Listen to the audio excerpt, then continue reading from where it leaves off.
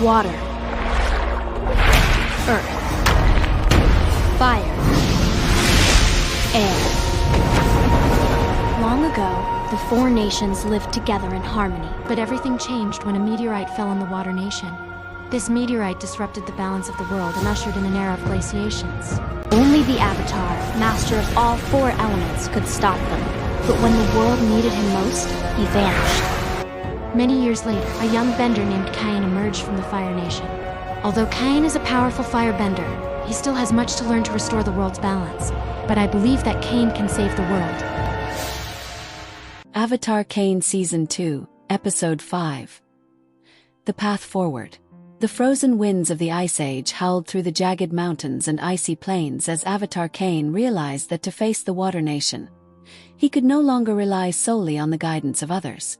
He needed to carve his own path, to step into his role as the Avatar not because he was told to, but because the world needed him to. Master Kenji watched from a distance as Kaen began his rigorous training. At first, the grizzled earthbender had his doubts.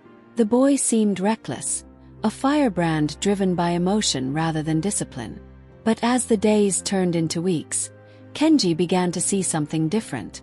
Each time Kaen fell, he rose again, more determined than before. Every failure became a lesson, every challenge an opportunity to grow. Kenji's skepticism began to erode, replaced by a grudging respect that soon blossomed into full confidence. By the end of the week, Kenji was no longer just a teacher. He was a steadfast ally, pouring every ounce of his knowledge into preparing Kaen for the battles ahead. Meanwhile, Princess Iara stood as Kaen's constant companion and mentor in waterbending. Her movements were fluid, her control over water graceful and precise, a stark contrast to Kaen's fiery and explosive nature. But beneath her poised exterior, Iara was struggling. She often felt lightheaded, her steps unsteady, yet she pushed through, unwilling to show weakness. For Kaen, she was not just a teacher but a symbol of resilience. Even as her strength faltered, her resolve never wavered, and Kaen drew inspiration from her unwavering commitment. Unbeknownst to the trio, King Neria's fury was mounting. The absence of his daughter gnawed at him like a relentless tide. His once calculated demeanor had given way to fiery outbursts and increasingly desperate measures. The Water Nation's forces were on high alert, scouring the frozen lands for any trace of the Avatar and Iara. Neria's orders were clear: bring the Avatar back, dead or alive, and return the princess at any cost. Kaen, Kenji, and Iara remained one step ahead of their pursuers. By day, they trained in hidden valleys, the clash of fire, water, and earth creating echoes that seemed to defy the silence of the frozen wilderness.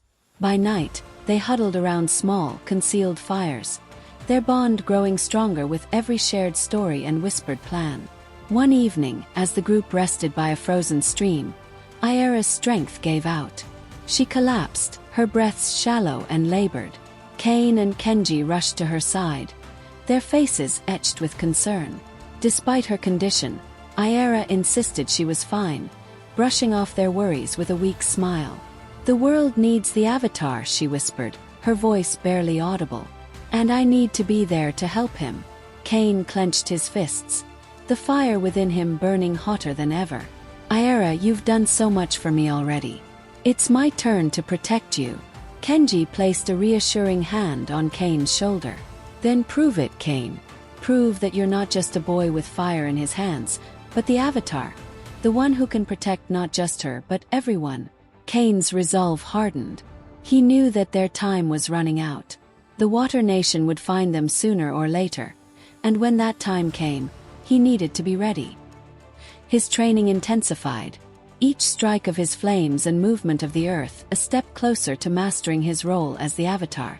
Meanwhile, far away in the icy halls of the Water Nation Palace, King Neria stood before his generals, his voice a thunderous roar that reverberated off the frozen walls. "The Avatar cannot be allowed to live. He is a threat to everything we've built, and he has stolen my daughter. I want them found, and I want them destroyed." His words were met with a chilling silence, broken only by the sound of soldiers marching to fulfill their king's wrathful commands. Back in the wilderness, Kaen's training reached a crescendo. As he bent fire, earth, and water in tandem, Kenji and Iara watched with a mixture of pride and hope. For the first time, they saw not just a boy struggling to find his way, but a leader, an avatar ready to take on the world. But the shadow of the Water Nation loomed ever closer. Their next encounter with Neria's forces was inevitable, and Kaen knew that the battles to come would test everything he had learned. As the trio stood together under the pale light of the moon, Kaen looked to the horizon. His eyes filled with determination. "The Water Nation thinks they can freeze the world into submission," he said, his voice steady and unwavering. "But fire isn't so easily extinguished.